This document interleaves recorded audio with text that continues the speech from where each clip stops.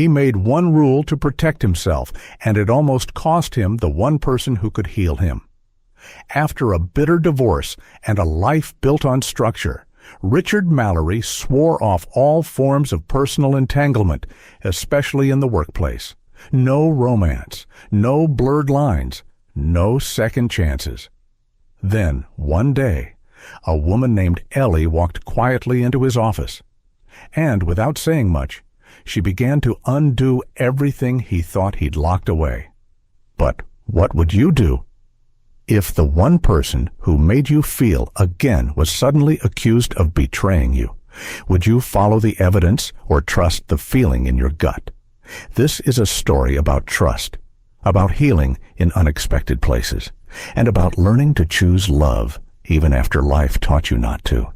If you've ever been torn between protecting your heart and opening it, this story is for you. If this touches something inside you, leave us a comment below. And don't forget to subscribe for more stories that remind us how human we all are.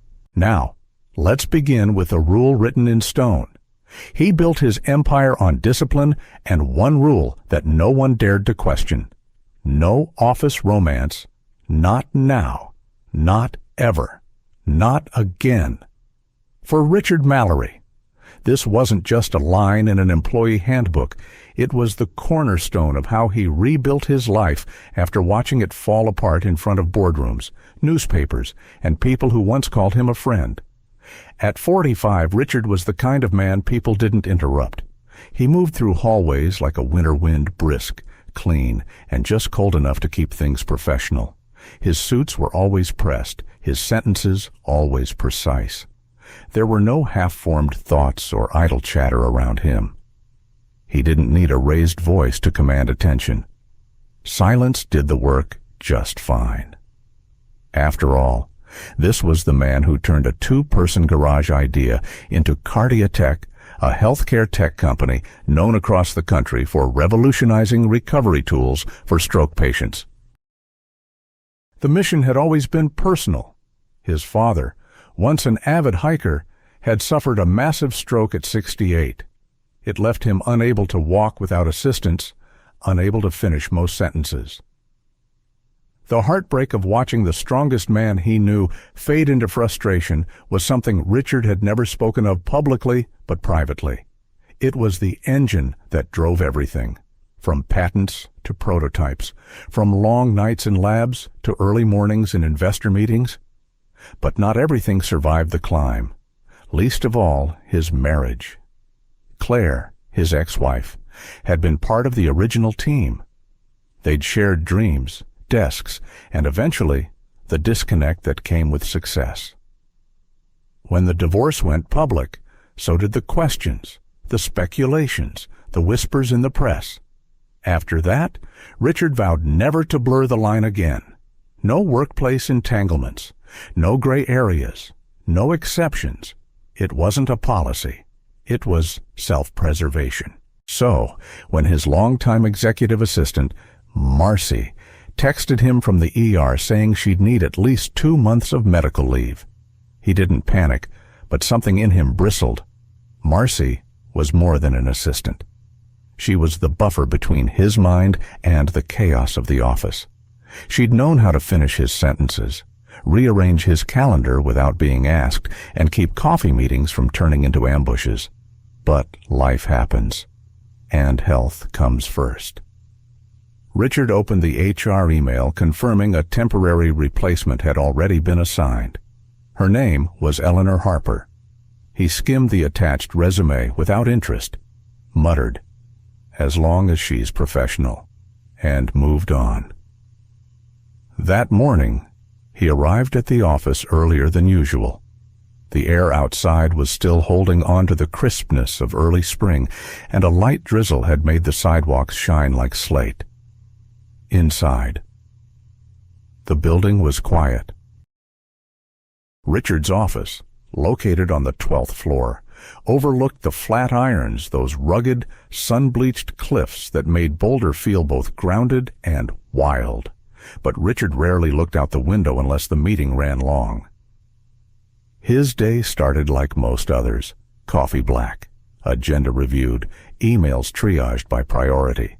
Predictable, just the way he liked it. Until a knock.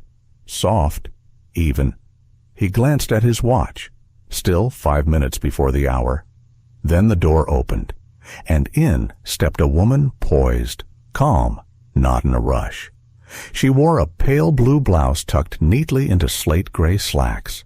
No perfume, no bright lipstick. Just a leather notebook cradled in both hands and a pair of eyes that somehow looked both alert and rested. "Good morning, Mr. Mallory," she said, her voice steady but warm. "I'm Ellie Harper. You can call me Ellie. I'll be supporting you while Marcy's out." Richard nodded, already looking back at his screen. "Your desk is right outside. My calendar's live. Familiarize yourself with the format." She smiled, not too wide, just enough. Of course, she didn't linger, didn't try to make small talk, just turned and walked out, her steps quiet and unhurried. Something about that struck him. He couldn't say why, but it did. Later. As he walked past the reception area, he noticed a small ceramic jar sitting near the coffee machine. It hadn't been there yesterday. Ellie looked up from her screen and caught his glance. "Sugar jar," she said softly. "The packets always looked so messy. My mother believed every small thing deserves a proper home." He didn't reply, didn't smile. But when he poured his coffee a few minutes later, he reached for that jar instead of the usual tray. Back in his office, the view outside remained untouched. Mountains, clouds, all as they'd always been. But Richard Mallory, the man who lived by rules and routine, felt a strange shift under the surface. It wasn't thunder, wasn't lightning, not yet. Just something. A quiet presence. A thread pulled loose. He didn't know it yet, but the rule he'd built in stone was about to crack. Some people enter a room with noise. She brought silence, the kind that makes you want to stay. From her first day, Ellie Harper, or Ellie, as she introduced herself, didn't try to impress anyone. She didn't talk too much, didn't smile too wide. She just paid attention. And Richard Mallory, a man who noticed everything, couldn't help but notice her. At 35, Ellie carried a kind of quiet that didn't come from timidity. It came from living. There was a steadiness in her hands, and a weight in her eyes, not heavy, but full. She was a widow. HR had noted quietly. Her husband had died in a car accident on a snowy road 2 years back. No children. She'd taken a break from work after that. Now she was easing back in. That's all Richard knew. But somehow, that was enough to explain the calm around her. By the end of her first week, the energy in the executive wing had shifted. Not dramatically. No one spoke of it directly. But people were less tense. The receptionist laughed a little more. A junior analyst said the printer hadn't jammed once all week. Someone was loading the paper tray before it ran dry. Ellie never claimed credit. She didn't seem to need the acknowledgement. She arrived exactly on time each day, carrying a plain thermos of tea and a leather-bound notebook. Her desk outside Richard's office was tidy by nature, not performance. When she took calls, she didn't multitask. When she scheduled meetings, she left enough breathing room between appointments, the kind of small grace most people never think to give. Richard kept his distance, as he always did. He wasn't in the habit of growing curious about temporary staff. But there was something about the way Ellie moved through space. She didn't shrink, but she didn't take up more room than needed. She had presence without demand. One morning, Richard arrived early, before anyone else. The hallway lights were still dim. Rain tapped quietly against the glass walls. On his desk, beside the day's agenda, sat a handwritten note on cream-colored stationery. Simple, neat, cursive. Thursday is now Friday. Dr. Meltzer had a conflict. Coffee's fresh. Left side pot is yours. Black, No sugar. E.H. Richard stared at it. He hadn't told her which pot he preferred. He hadn't said anything about sugar, and he certainly hadn't asked for handwritten updates. He picked up the note, felt the texture of the paper, read it again, and something inside him softened. Not because it was grand, but because it was exactly enough. He didn't realize he was smiling until he caught his reflection in the black glass of his monitor. It startled him. That same afternoon, he overheard her in the hallway, speaking with a contractor who had just started that week. The young man had missed an email and showed up to the wrong floor. Instead of sending him away, Ellie walked him to the correct room herself. Not because she had to, because that's just what she did. No fanfare, just kindness, efficient and unobtrusive.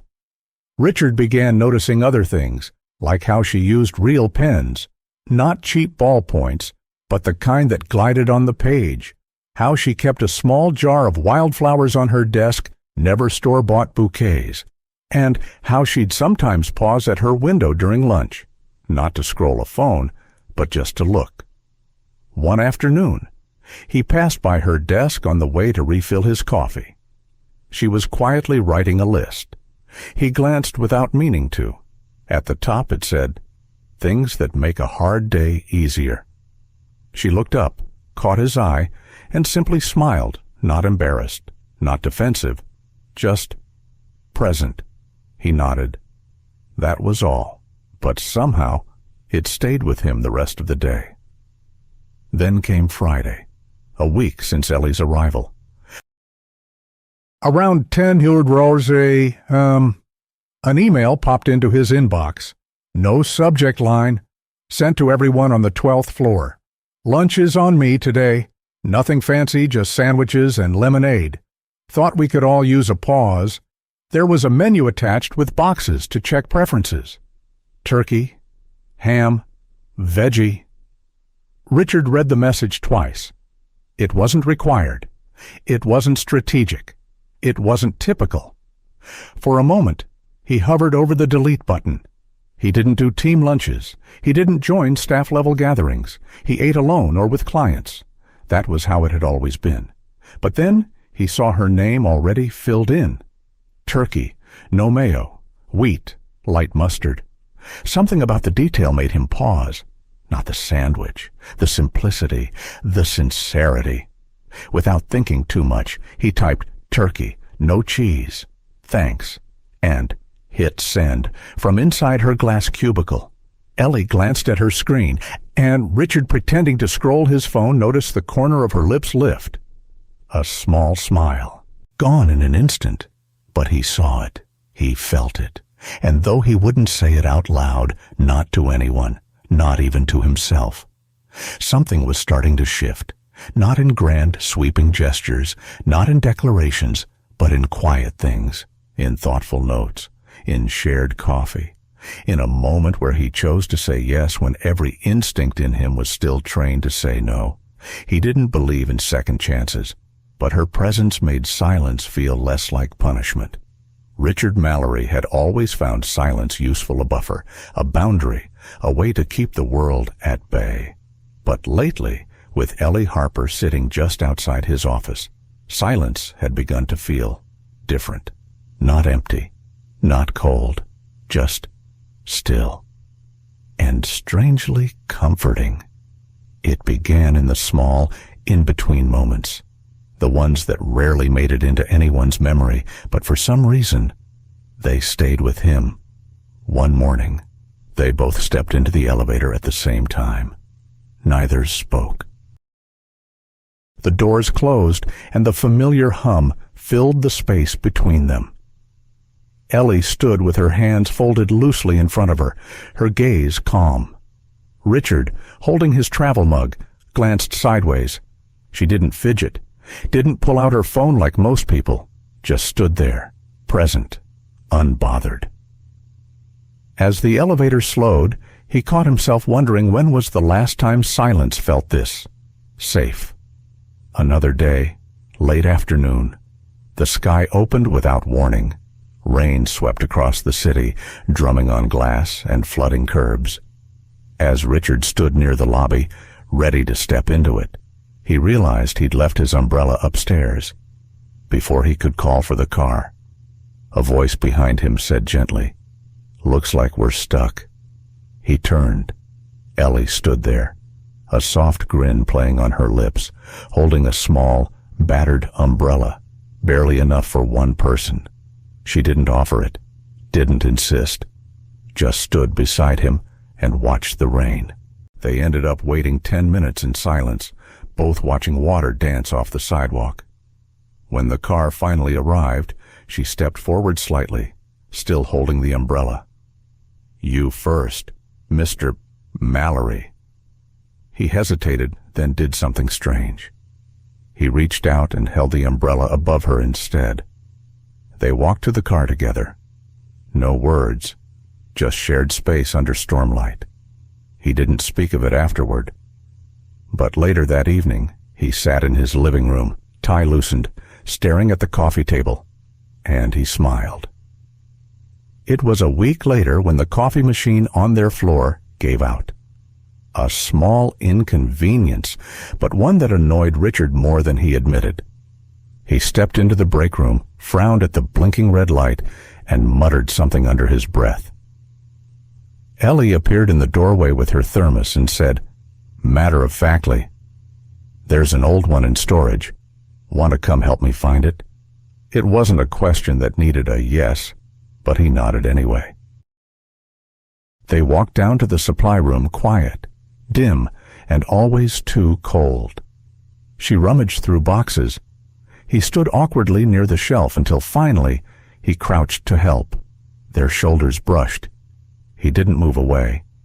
They found the backup machine, wiped it down, and laughed quietly at how ancient it looked. "It's not smart," she said, tapping the buttons, "but it still works, like a lot of us." Richard didn't laugh easily, but he did that time, and something inside him began to thaw. The real moment came on a Wednesday morning. The board meeting had run long.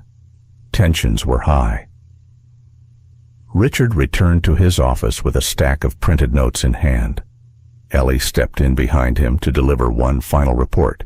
She held out the document. He reached for it, and in that instant, their hands met. Not a brush, not a fleeting touch. Her fingers grazed his.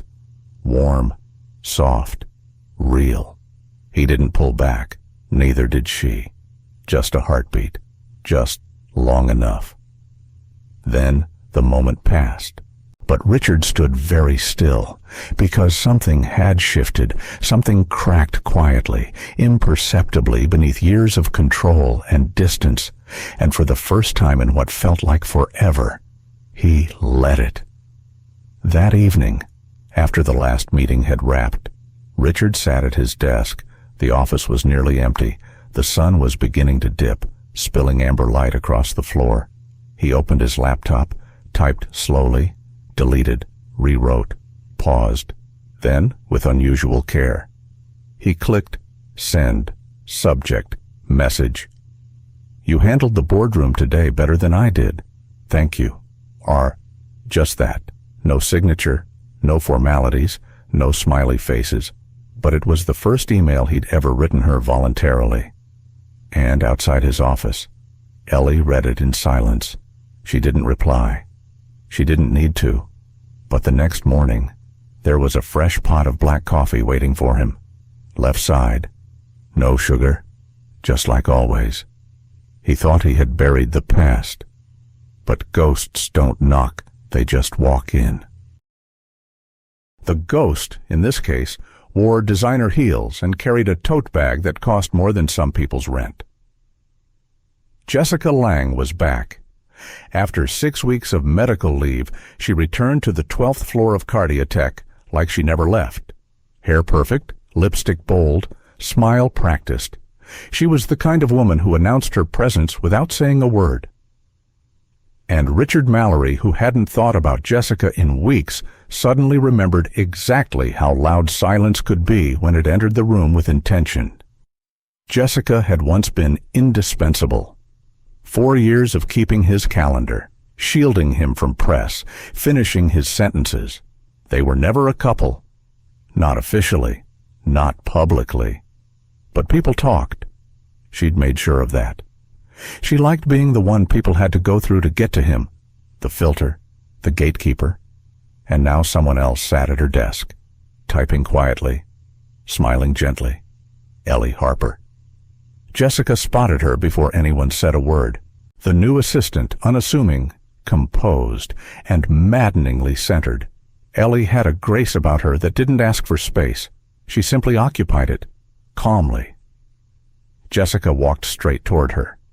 "You must be the temp," she said, voice even but cool. Ellie looked up, stood, and extended her hand. "Eleanor Harper." "Ellie's fine. Welcome back." "Thanks." Jessica didn't shake right away, didn't expect to see anyone in this seat. "I was asked to help out while you recovered."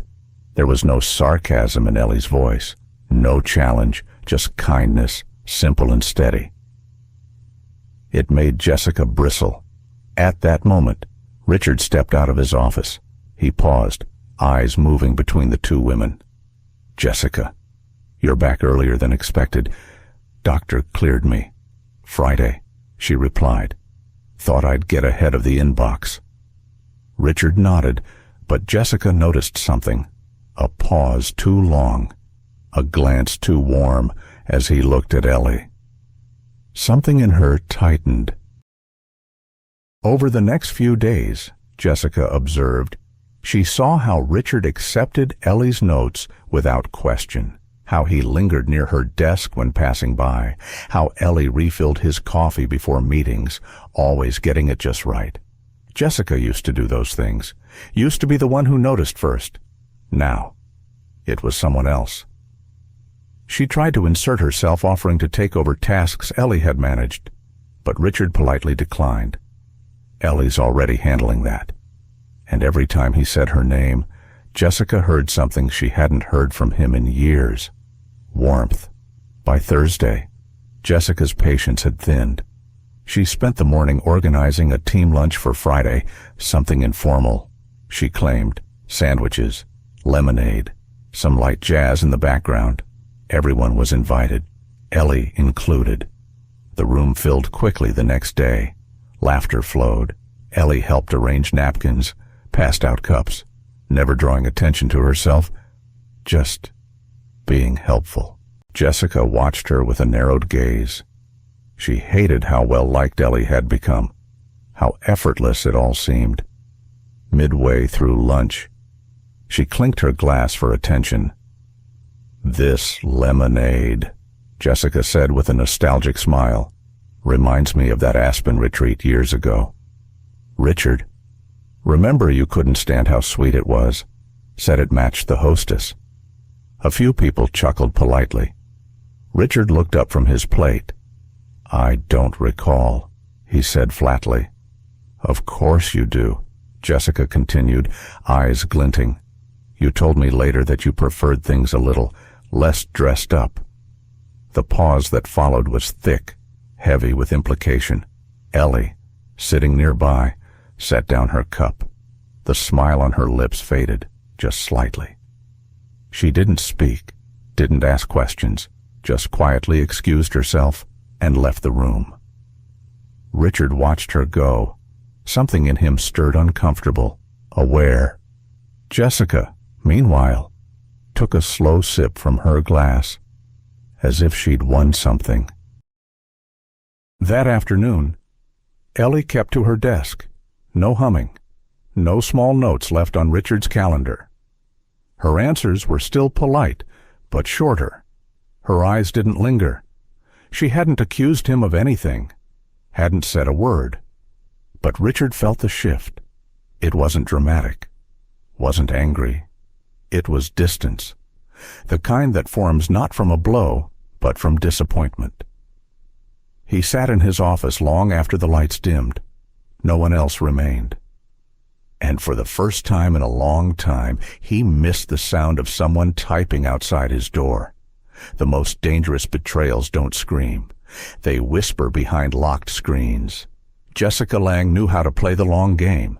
She'd spent years studying people, how they spoke, how they moved, how they trusted, and she'd learned something vital. You don't need to shout to break someone. A whisper, placed carefully, was enough, especially when people weren't listening. And lately, Richard Mallory hadn't been listening to her at all. After the lunch incident, Jessica changed tactics.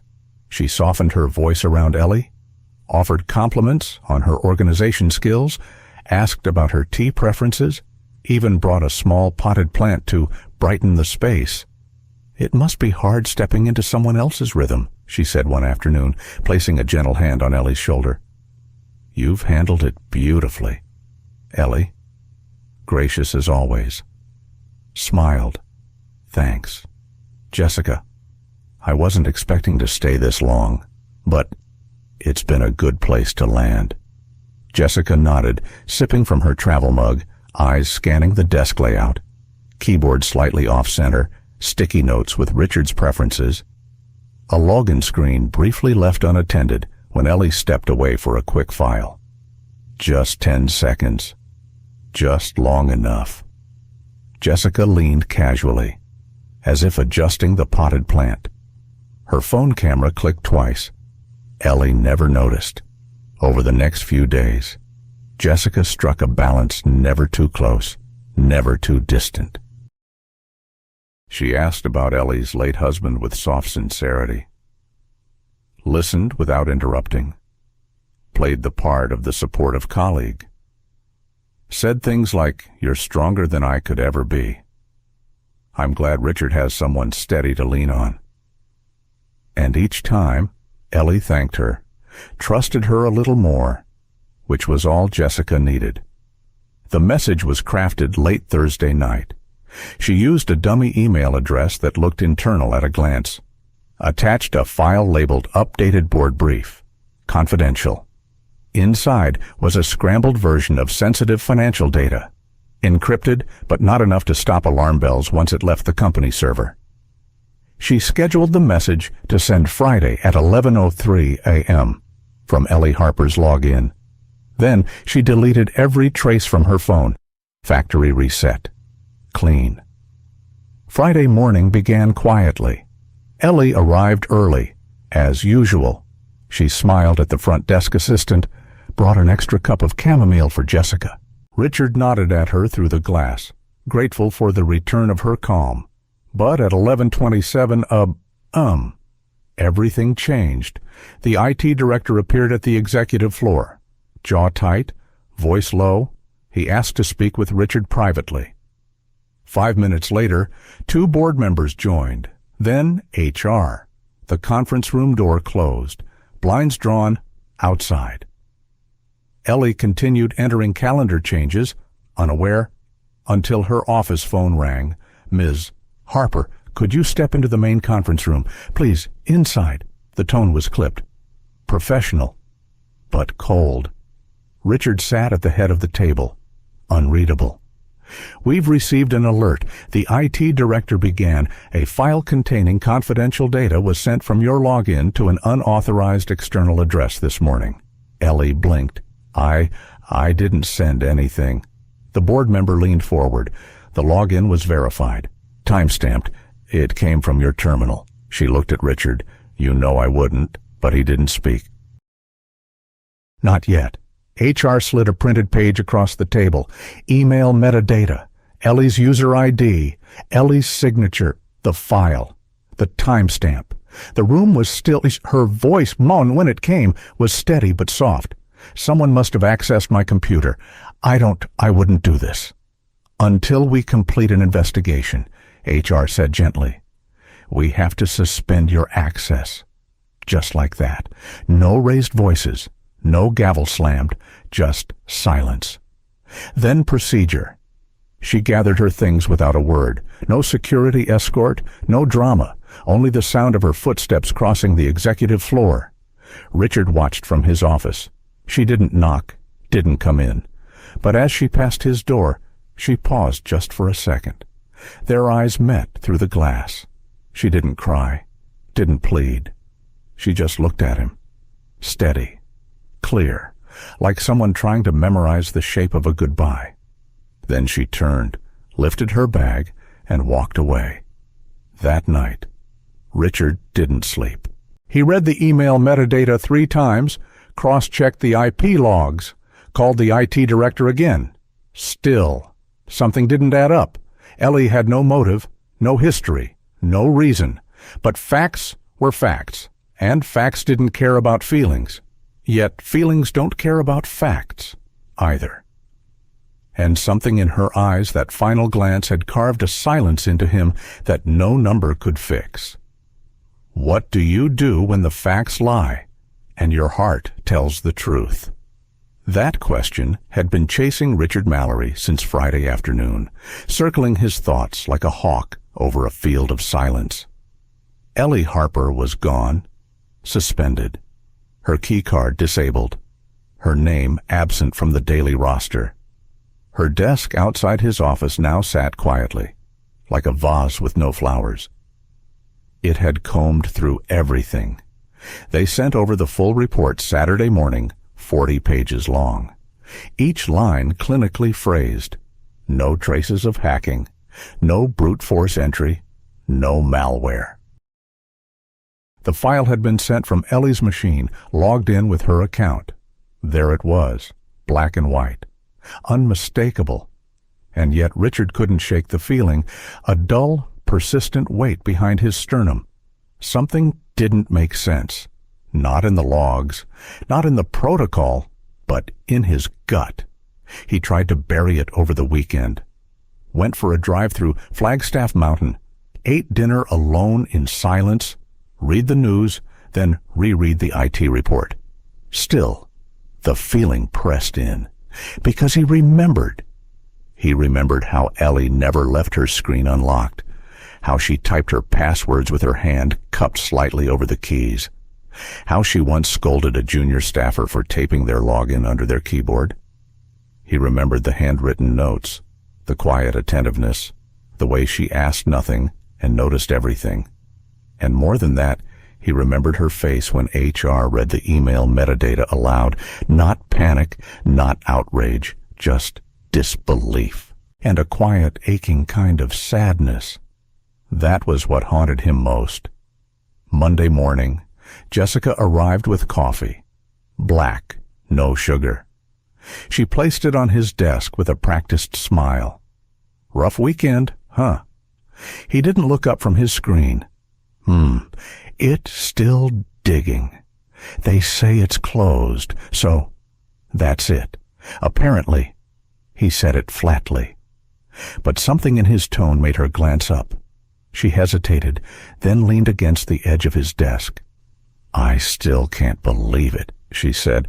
She didn't seem like the type. But I guess you never really know people.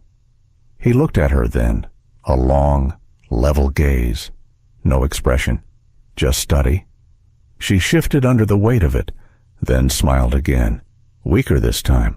I'm just glad you didn't get dragged down with her. That night, Richard stayed late. Everyone else had gone. The floor was dark except for his office, a single lamp casting long shadows. He sat with the full network access log, raw data. Not the cleaned-up version IT had sent, but the back-end server pulls, line after line, access codes, session durations, terminal IDs. He wasn't sure what he was looking for until he saw it, an anomaly. Friday, 11:01 a.m., terminal ID JL12, Jessica Lang's machine. A failed credential request brief, incomplete. It didn't trigger alerts.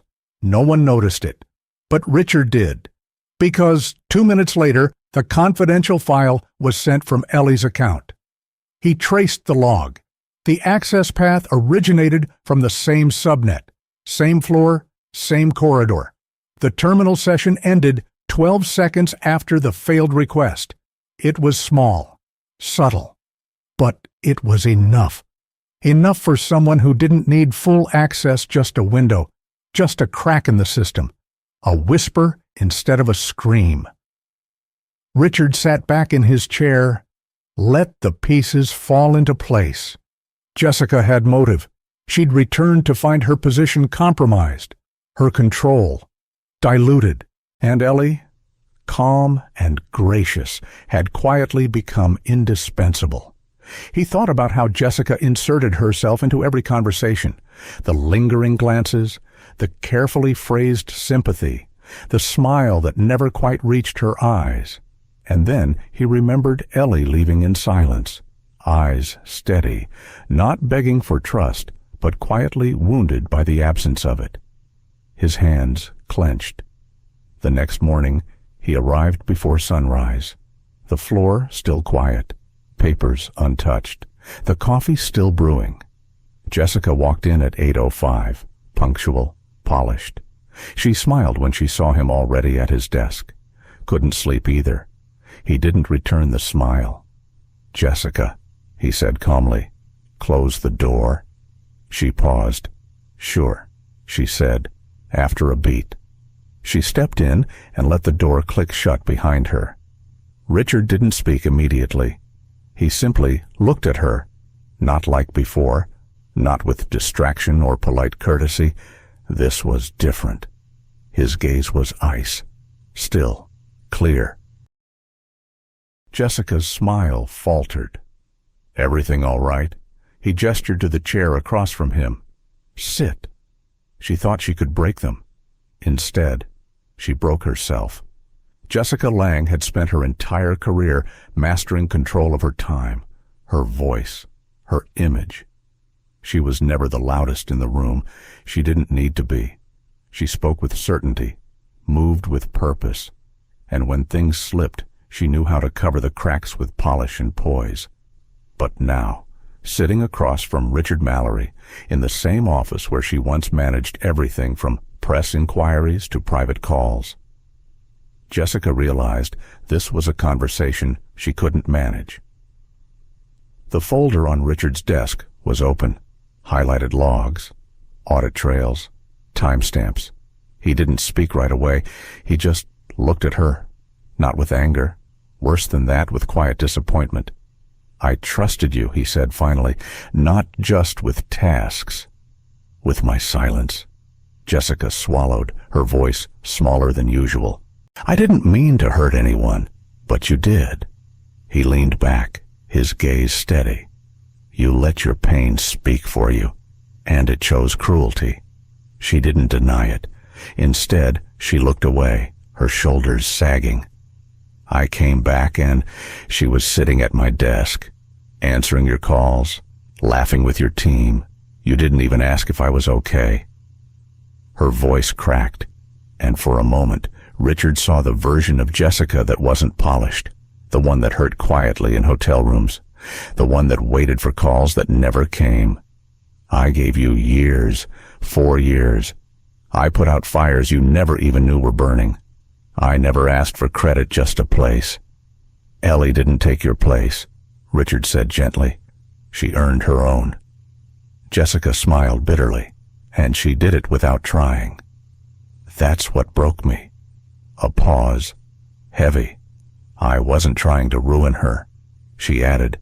"Just push her out, just enough for things to feel normal again." Richard closed the folder and spoke softly.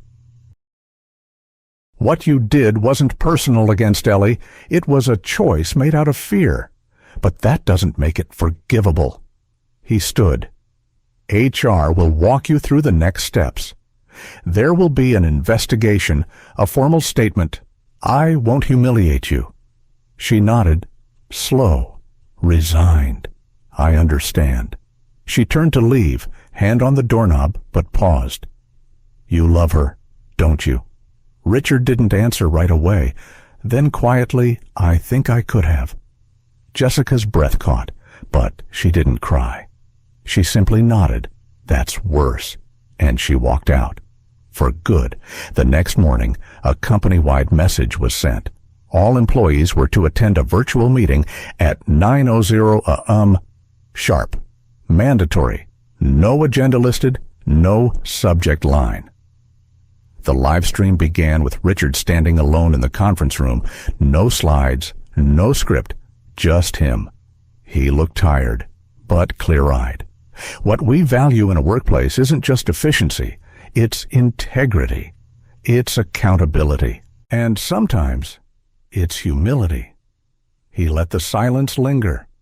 Last week, a breach was traced to one of our own, and a member of our team was accused, suspended, and humiliated based on incomplete evidence. That person was Ellie Harper. Ellie. He glanced down for just a second, then met the camera again. Our internal investigation has revealed that she was not responsible. Her account was accessed without her knowledge, and the true source of the breach was someone else. Someone we also trusted. He paused, long enough for the weight to settle. As CEO, I carry the responsibility of leadership, and that means when the culture I built allows trust to be broken in silence, I have to name it, own it, and begin the work to rebuild it. He exhaled. To Ellie, if you're watching, I'm sorry. Not just for the suspension, but for not standing between you and a lie. When I should have. There were no applause, no chat bubbles, just stillness. The kind that feels like everyone is holding the same breath. That night, Richard returned to his office alone, packed a few folders into his briefcase, deleted his calendar for the next month, then he opened a new email. To HR subject leave of absence. Effective immediately. I will be taking 1 month of leave. I trust the leadership team to manage operations in my absence. I need time to unlearn the rules that made me lonely. Richard. He read it twice, hit send, then turned off his computer. No fanfare, no farewell. Just a man stepping away not from duty, but from the damage duty had allowed. As he stepped into the elevator, he thought of Ellie, her steady eyes, the quiet way she offered presence instead of performance. He didn't know if she'd ever come back, didn't know if she even should, but he knew this: he couldn't return to the world as he was if he ever wanted to meet her again as someone better. Sometimes peace grows in places where pain once bloomed. Sometimes peace grows in places where pain once bloomed. Ellie Harper had never realized how loud the city was until she left it behind. Now, in the early light of Loveland, Colorado, the only sounds were the low cooing of mourning doves, the soft rustle of leaves, and the gentle click of pruning shears in her hand. She didn't miss the glass towers or the sharp click of heels on polished floors, not the email notifications, not the small talk in elevators. Out here, among rose bushes planted by her mother nearly 30 years ago, the world slowed down. The quiet wasn't empty. It was full of scent, of memory, of breath. And Ellie needed that.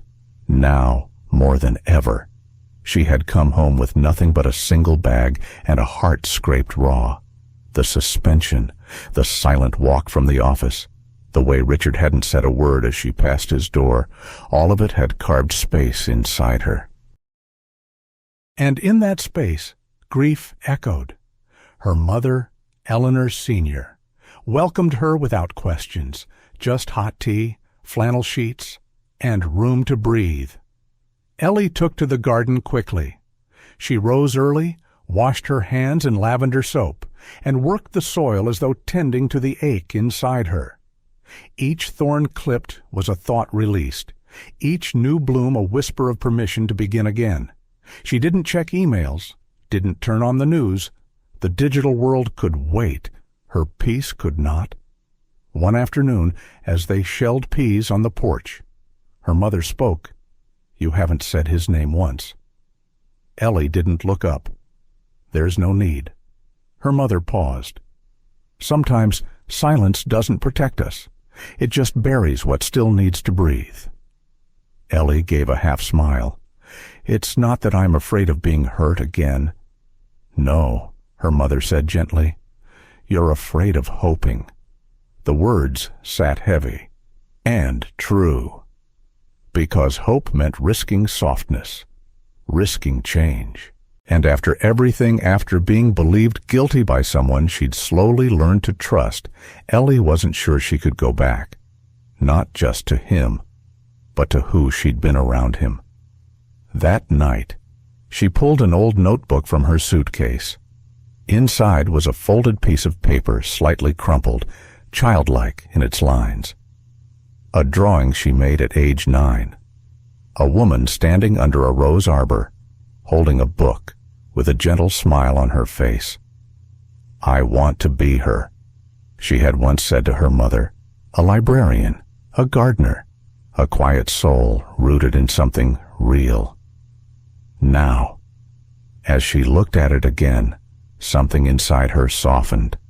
The next day, just as the afternoon sun stretched golden across the fields, Ellie heard footsteps on gravel, unhurried, measured, familiar. She looked up from the garden gate. Richard Mallory stood there, in jeans, a linen shirt, and a look she didn't recognize, not executive polish, not CEO distance, just something softer, worn. And in his hands a rectangular object, wrapped in brown paper and tied with twine. He didn't step forward. "I wasn't sure if I should come," he said. Ellie didn't reply right away. She stood, brushed dirt from her knees, and walked to the gate. He offered the wrapped object. "This was in your desk, folded inside one of your notebooks. I figured it wasn't something you meant to leave behind." Ellie hesitated, then untied the twine. Inside was her childhood drawing, gently flattened, placed beneath glass in a simple walnut frame. She blinked, lips parting slightly. Richard's voice was quiet. "I didn't come here for forgiveness or explanations. I just came to return something that's yours." A long pause passed between them. "And to thank you," he added, "for reminding me that quiet isn't weakness, that presence is power." Ellie turned the frame over. On the back, written in neat script, "You never betrayed me. You reminded me how to be human again." She swallowed. Hard.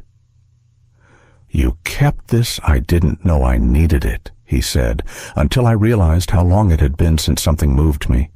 Their eyes met. There was no demand in his gaze, no apology dressed in expectation. Just truth. Simple. Still, he didn't ask to come in. She didn't invite him.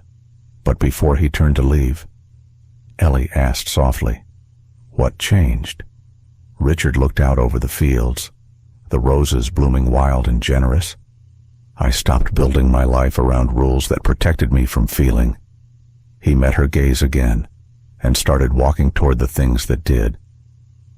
Then he left, not rushed, not uncertain, just open. That evening, Ellie placed the frame drawing on her nightstand. The house was quiet. Outside, the wind moved through the roses.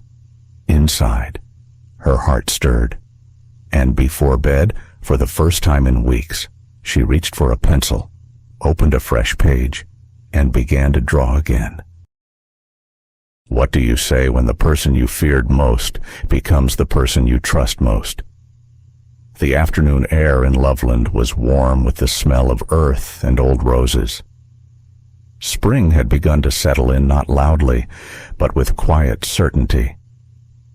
Ellie Harper moved slowly down the garden rows, the hem of her dress catching the breeze, her hands brushing over leaves she'd come to know by heart. She wasn't waiting. Not exactly. But something inside her felt unfinished. She told herself it didn't matter. Told herself healing didn't require anyone else. And still, when the gate creaked open, her breath caught. Richard Mallory stood on the path. No tie, no polished shoes. Just jeans, a soft navy shirt, and eyes that had learned the weight of apology. He didn't speak at first, Neither did she. Only the roses moved as if the garden itself had made room for something unsaid. "Hi," he said. Finally, Ellie nodded. "You came back? I didn't want to assume." "You didn't." They walked together, slowly, no schedule to follow, no office walls between them, just the winding paths her mother had laid years ago, now softened by moss and memory. "These look stronger than before," he said, touching a blossom lightly. "Roses don't bloom under pressure," she replied. He smiled, quietly. "Neither do people." They reached the stone bench near the plum tree, weather-worn and cool in the shade. They sat not close, but not far, a safe space in between. "I used to rehearse everything I said to you," Ellie admitted. "Back at the office, I'd write drafts of emails before sending them." Richard looked over. "I used to delete my replies 5 times before hitting send." She laughed softly. It wasn't bitter. It was the laugh of 2 people who had built a fortress of formality, only to realize they'd been keeping themselves out. "Do you remember the day we met?" she asked. "Vividly. You barely looked at me. I was trying not to." She raised an eyebrow. "Why?" "Because you unsettled me." That made her laugh again. "I was a temp with a notepad and broken heels. You were calm in a way I didn't know how to be. You didn't chase attention. You just belonged." A pause. "You reminded me of who I used to be. Before everything." They sat in silence, letting the breeze speak for a while. In the distance, a wind chime clinked gently. The world felt far away. "When I left," Ellie said, "I didn't think I'd ever want to see that building again, but I didn't miss the office. I missed the version of myself I was just starting to become." Richard looked down. "You were never just part of the office." He turned to her. "More certain now. Ellie, you're part of my life." It wasn't said loudly. There was no dramatic pause, no swell of music, just words spoken like truth should be simple and without armor. He reached out, slowly, fingers open, not demanding, just hoping. And she let him take her hand, warm, real, present. Tears welled in her eyes, not from pain this time, but from relief, from the soft, unfamiliar weight of being seen, truly seen. She didn't say yes, didn't promise anything, but she didn't pull her hand away, and that was enough, for now. The sun dipped behind the trees, throwing long shadows over the garden. The roses swayed gently around them, quiet witnesses to a new beginning. They sat there, not as CEO and assistant, not as people who had hurt and been hurt, but as 2 souls who had outgrown fear and were finally making space for something else to take root. Healing doesn't come with fireworks. It comes with quiet promises and morning light. The roses bloomed earlier that year. Loveland woke gently that morning. The sky wore a pale lavender robe. And in the garden behind Eleanor Harper's childhood home, a small group of people gathered not to celebrate spectacle, but to witness something quietly extraordinary. There were no chandeliers, no marble arches, only wooden chairs on trimmed grass, soft music from a string quartet, and the scent of roses full, open, forgiving. A year had passed since Ellie walked away from the office. A year since Richard found his way back to the garden. Much had changed. Richard had stepped down as CEO 6 months earlier. He still advised the board, but no longer lived by the clock. The company thrived leaner, kinder. Jessica Lang had written a formal apology. It was brief, but it mattered. She left the corporate world and took a job teaching digital ethics at a local college. Ellie had returned to work, but on her terms. She split her time between nonprofit consulting and tending the roses. Still quiet, still composed, but lighter now, as if her soul had more room to breathe. The guests were a mix of family and old colleagues, including Marcy from HR and Theo from finance, who arrived in cowboy boots with his husband. They sat shoulder to shoulder, laughing softly, passing small notes folded in programs. This wasn't the kind of wedding you post for likes. It was the kind you carry in your chest, long after the flowers are gone. At the front of the garden stood Ellie. Her dress wasn't white, but a soft ivory. No veil, no sparkle, just hand-sewn lace and a small rose tucked behind her ear. Richard stood opposite, in a navy suit, his tie slightly crooked, as if on purpose, as if to say, "I'm no longer hiding behind perfection." Between them stood a minister who barely spoke because the silence said enough. When it was time, Richard took a single folded card from his pocket, unfolded it with hands that had once trembled only at balance sheets. "I spent most of my life building rules," he began. "Rules that kept people at a distance, rules that made me feel strong but left me lonely." A pause. He looked at her. "You were the only one who didn't try to change me. You just showed up. Steady, present, unapologetically human." His voice softened. "You are the only exception to every rule I've ever made."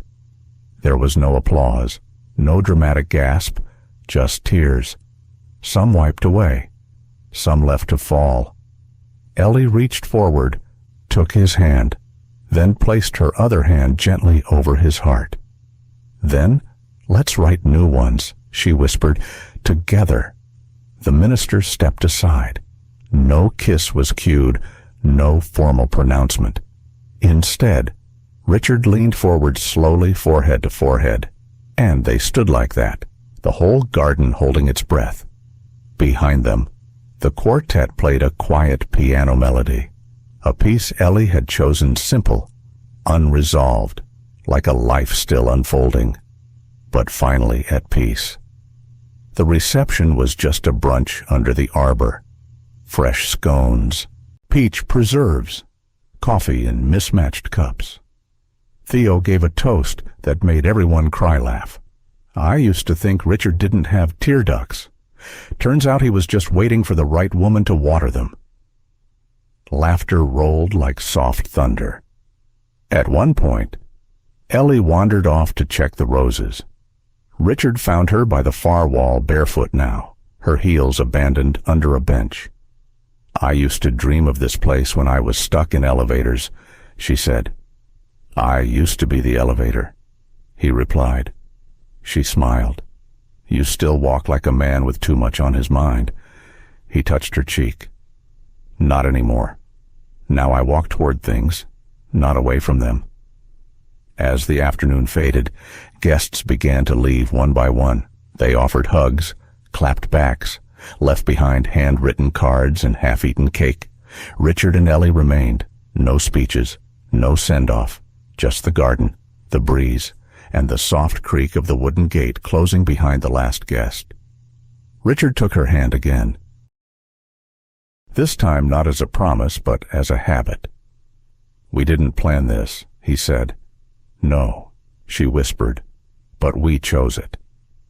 And as the camera pulled back, the two of them stood still, surrounded by rose petals, sunlight painting them in gold. The music lingered, then faded, and for once, there was nothing left to prove, only something real to live. Sometimes, the strongest walls we build are not around our homes, but around our hearts. Richard built his on pain, betrayal, and fear of losing control. Ellie on quiet grief and the weight of starting over.